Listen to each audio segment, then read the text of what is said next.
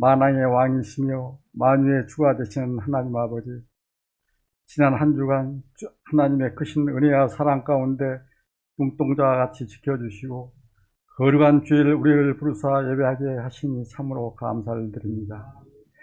거룩하시고 자비로우신 주님을 예배하오니 이곳에 임재하시어 우리의 예배를 기쁘게 받아주시고 지난 한 주간 믿음이 연약한 저희들 세상에 나아가 살면서 입술로는 주님을 사랑한다, 믿는다 하면서도 주님의 말씀에 순종하지 못하고 세상을 바라보며 지은 죄와 허물을 회개하오니 우리의 연약함을 긍휼히 여기시어 용서하여 주시옵소서. 자비로우신 하나님, 이 시간 간절히 주님만 바라보며 우리의 모든 무거운 짐들을 주님 앞에 내려놓고 기도하오니 십자가의 은총으로 질병을 치료하여 주시고 모든 문제들이 해결되고 샘을 얻는 성령과 은혜가 충만한 시간 되게 하옵소서. 구원의 하나님, 우리의 삶이 남을 비판하기보다는 이해하고 판단하기보다는 공감하려고 노력하는 삶이 되기를 소망하오니 나의 생각과 경험을 내세우지 않고 주어진 상황 속에서 서로의 부족함을 채워가며 선을 이루는 겸손한 삶이 될 수 있도록 인도하여 주시옵소서. 이 나라와 민족을 위해 기도합니다. 화해와 협력을 통하여 계층 간, 지역 간의 갈등과 분쟁이 해소되고 위정자들에게 하나님의 지혜와 능력을 다하여 이 나라의 정치, 경제, 사회 등 모든 분야에 하나님의 공의와 정의가 충만하게 하옵소서. 특별히 분단되어 대치하고 있는 남과 북이 함께 평화의 번영의 길로 나아가게 역사하여 주시옵소서. 하나님의 섭리 가운데 진세 오신 강명 장성교회 늘 하나님의 신령한 말씀과 은혜가 넘치어 기쁨과 감사와 찬양이 충만케 하옵시고 서로 섬기고 사랑하며 삼리고 하고 싶은 교회, 하나님의 주시는 사랑과 은혜를 마음껏 누리며 나누는 복된 교회, 예배와 전도, 교육과 봉사, 교제가 균형 있게 역동적으로 이루어져가는 교회가 되게 하시고 차세대 인재 양성을 위한 주일학교가 은혜롭게 운영될 수 있도록 축복하여 주시옵소서. 하나님의 말씀을 전하기 위해 당에서 오신 담임 목사님, 성령의 두루마기를 입히시어 그 입술을 통하여 나오는 하나님의 말씀으로 양떼들이 목을 죽이는 데 부족함이 없게 하옵소서. 오랫동안 지속되는 코로나19로 인해 힘들고 지친 이들을 위해 기도합니다. 힘들어 좌절하지 않게 하시고 어렵고 힘들 때마다 주님을 찾고 만나게 하시어 참 평안과 소망 가운데 살 수 있도록 도와주시옵소서. 하루빨리 코로나가 종식되어 모든 것이 회복될 수 있도록 역사하여 주시옵소서. 설 명절 맞아 성도들 오가는 길을 안전하게 지켜주시고 가족이 함께 모여 가족의 소중함과 함께 정을 나눌 수 있는 귀한 시간을 허락하여 주시옵소서. 교회에서 수고하는 선교사님들과 교회와 예배를 위하여 반주와 음향독으로 수고한 이들에게 하늘의 신령한 복이 충만케 하옵소서. 이러한 모든 것을 우리를 죄에서 구원하신 우리 예수 그리스도의 이름으로 기도드립니다. 아멘. 이 시간 함께 나눌 말씀은 고린도후서 5장입니다.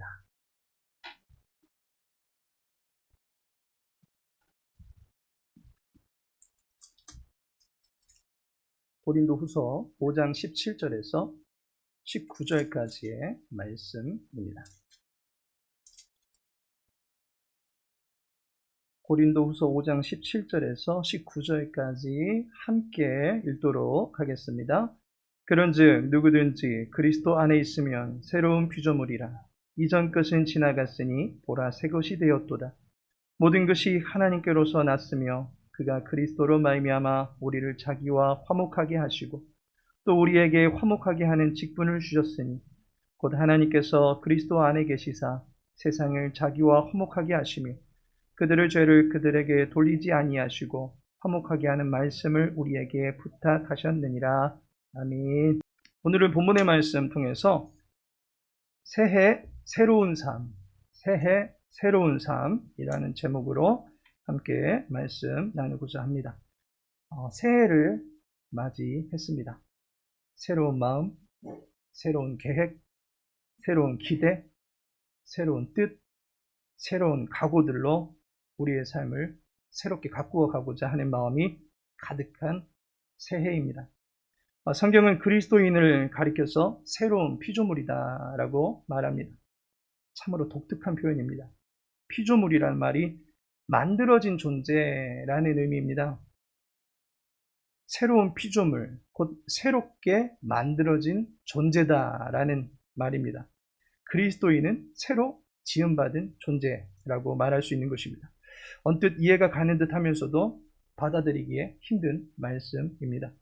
왜냐하면 그리스도인이 된 순간 우리 자신을 뜯어보면 전혀 변하지 않은 것처럼 보이기 때문입니다. 새롭게 지음받았다면 그 순간 우리는 변신이 되어야만 합니다. 마치 성형수술을 한 사람의 외모가 이전과는 분명히 달라지듯이 새롭게 지음받은 그리스도인이 되는 순간 분명히 달라져야만 할 것입니다. 그런데 우리의 모습은 방금 전과 동일하게 전혀 달라져 있지 않습니다. 영화 슈퍼맨을 잘 아실 것입니다. 공중전화 박스에 들어갔다가 나오면은 어리숙한 기자에서 그야말로 간지나는 슈퍼맨으로 변신합니다. 화려한 변신을 한 슈퍼맨은 모든 위험한 사건들을 해결하고 악당들을 모조리 물리칩니다. 우리가 그리스도를 믿는 순간 슈퍼맨처럼 변신이 되면 얼마나 좋겠습니까? 얼굴에서 광채가 나고 모든 악한 죄들은 그 모양이라도 과감히 버릴 수 있을 정도로 죄에 대해서 단호해질 것입니다. 악한 영은 우리 앞에서 명함도 내밀지 못할 것입니다. 자꾸 와서는 유혹하고 미혹하고 넘어뜨리려 하고 우리의 믿음의 상태를 간볼 생각을 전혀 하지 못할 것입니다. 그런데 우리의 얼굴에는 광채가 나기보다는 눈물과 애통과 분노의 주름들이 사라지지가 않습니다. 죄에 대하여 승리하고 당당하게 서기보다는 매일 주님 앞에 죄로 무너져버린 심령을 놓고서 통회하기에 바쁩니다.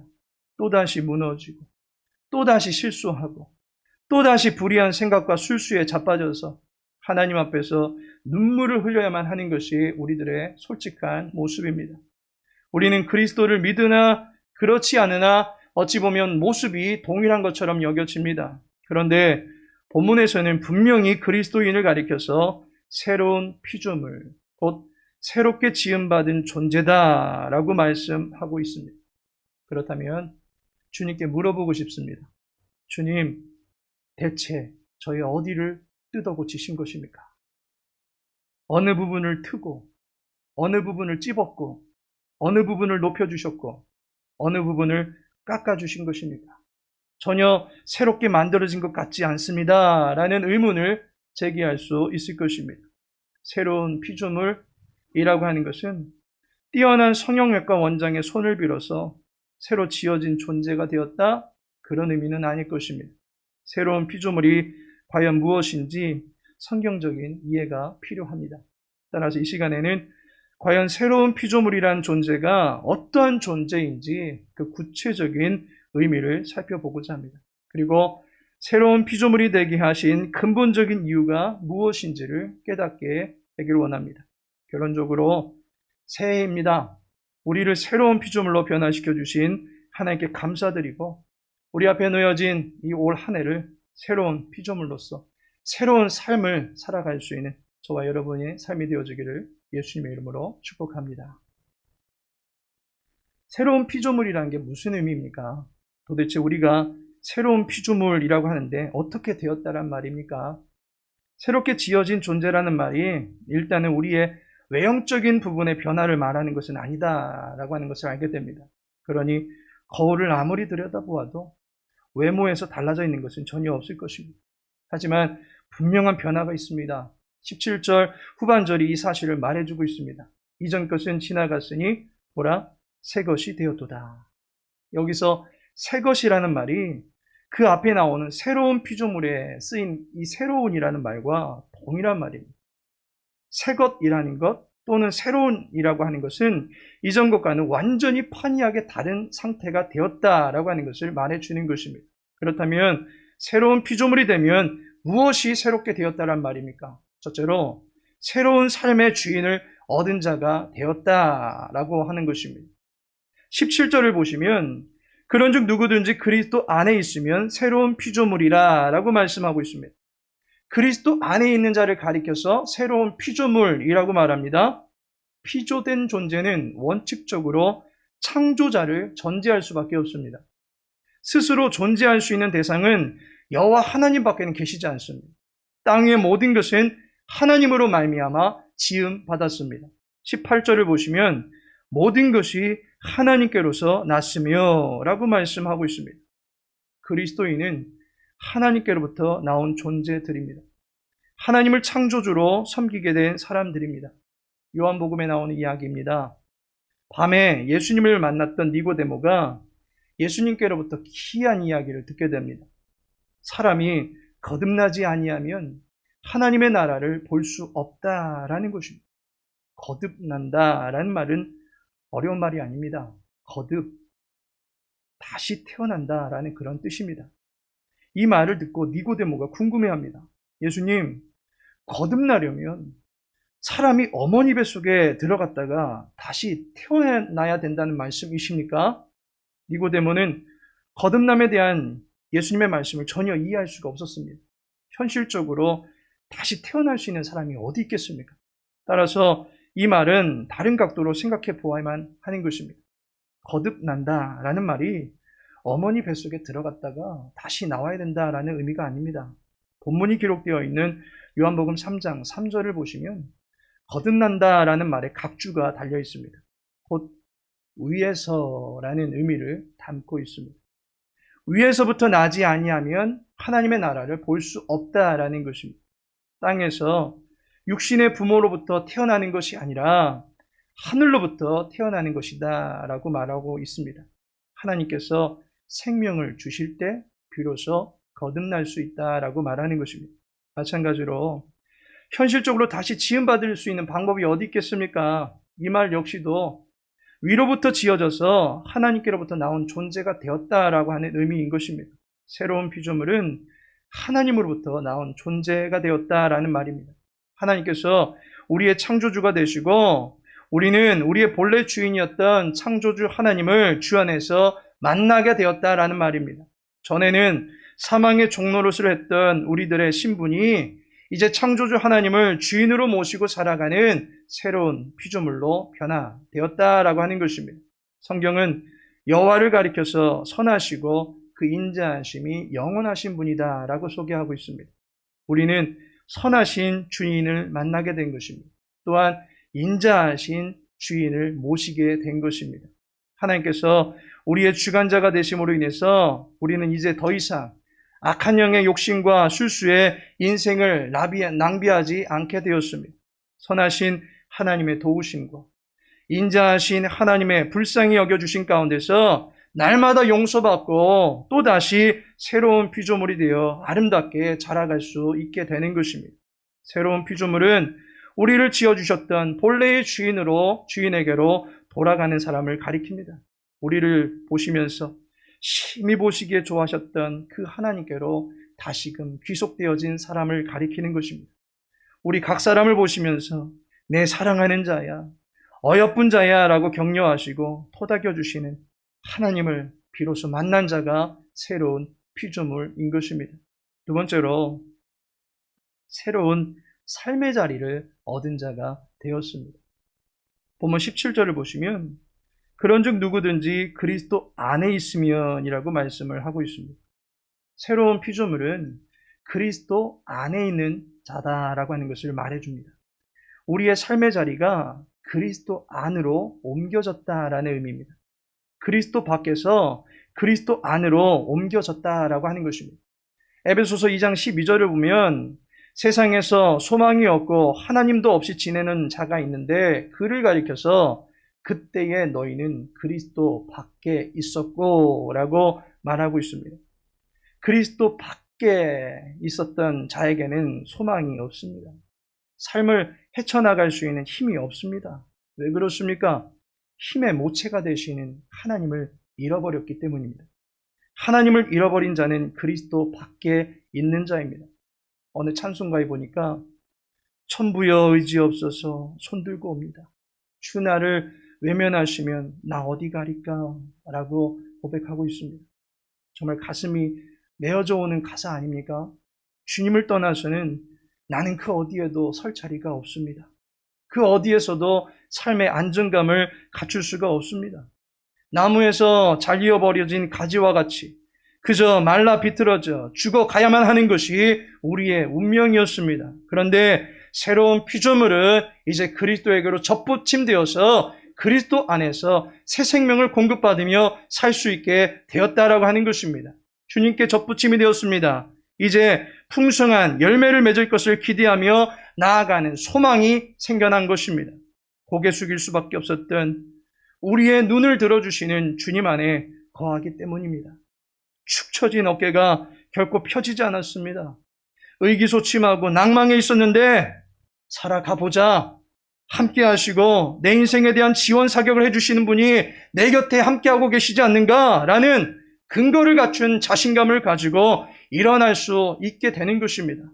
우리의 인생은 버려져 밟혀지는 맛을 잃어버린 소금이 아닙니다. 내던져져서 말라 비틀어져야만 하는 꺾여버린 가지가 아닙니다. 그것은 그리스도 밖에 있는 자에게나 어울리는 인생입니다. 주님은 초라한 결말을 맞이하게 하려고 우리를 당신 안에 불러 세워놓으신 것이 아니다라고 하는 것입니다. 영광된 존재로 어제보다는 오늘, 그리고 오늘보다는 내일 더욱더 성숙한 존재가 되게 양육하시고 우리를 주님 안에 그렇게 세워주시는 것입니다. 주 손길로 아름답게 가꾸어져가는 존재가 되게 하시려고 새로운 피조물로 삼아주신 것입니다. 요한복음 15장 5절에 보니 나는 포도나무요 너희는 가지라. 그가 내 안에 내가 그 안에 거하면 사람이 열매를 많이 맺나니 나를 떠나서는 너희가 아무것도 할 수 없음이라 라고 말씀하고 있습니다. 주 안에서 우리는 풍성한 삶을 누릴 수가 있게 됩니다. 우리를 그 안으로 불러주셔서 인생의 여정 가운데서 바라고 구하고 찾는 모든 것들을 얻고 누릴 수 있도록 해주십니다. 확실한 열매가 주 안에 있는 자에게는 맺히게 되는 것입니다. 새로운 피조물 된 자의 삶에 번성과 풍성함의 복이 넘쳐나게 되는 것입니다. 부활이요 생명이 되신 주님이 우리의 인생을 떠받쳐 주십니다. 죽음의 모든 권세가 결코 농락할 수 없는 그리스도 안으로 옮겨진 새로운 피조물이 되었습니다. 저와 여러분을 주 안으로 인도하여 주님이 주시는 생명으로 말미암아 풍성함을 경험케 하시는 주님을 찬양하기를 소망합니다. 마지막으로 새로운 삶의 역할을 얻은 자가 되었다라고 하는 것입니다. 지어진 것은 지음받은 본래의 기능이 있습니다. 의자는 앉아서 쉴 수 있도록 만들어진 것입니다. 시간을 알게 하기 위해서 시계가 만들어진 것입니다. 호흡기를 통한 감염을 막아주기 위해서 마스크가 만들어진 것입니다. 시계 속에 눈꽃만한 나사조차도 그 기능이 있다라고 하는 것입니다. 만들어진 모든 것들은 저마다의 기능이 있습니다. 만물의 영장이라 할 수 있는 사람도 피조물입니다. 피조물이기 때문에 고유한 기능이 있습니다. 그를 지으신 창조주 하나님의 목적이 있습니다. 하나님의 뜻에 합당하게 살아가야 하는 거룩한 기능이 새로운 피조물 된 자들에게 부여가 되었습니다. 그 기능이 무엇인지 본문 18절에서 19절에 알려주고 있습니다. 우리 함께 18절과 19절을 읽어보도록 하겠습니다. 모든 것이 하나님께로서 났으며 그가 그리스도로 말미암아 우리를 자기와 화목하게 하시고 또 우리에게 화목하게 하는 직분을 주셨으니 곧 하나님께서 그리스도 안에 계시사 세상을 자기와 화목하게 하시며 그들의 죄를 그들에게 돌리지 아니하시고 화목하게 하는 말씀을 우리에게 부탁하셨느니라. 아멘. 여기에 보니까 화목이라고 하는 말이 4번 사용되고 있습니다. 18절에서는 하나님께서 화목하게 하셨고 우리에게 화목하게 하는 직분을 주셨다라고 말씀합니다. 19절에 보니까 하나님께서 화목하게 하셨고 우리에게는 화목하게 하는 말씀을 부탁하셨다라고 말씀하고 있습니다.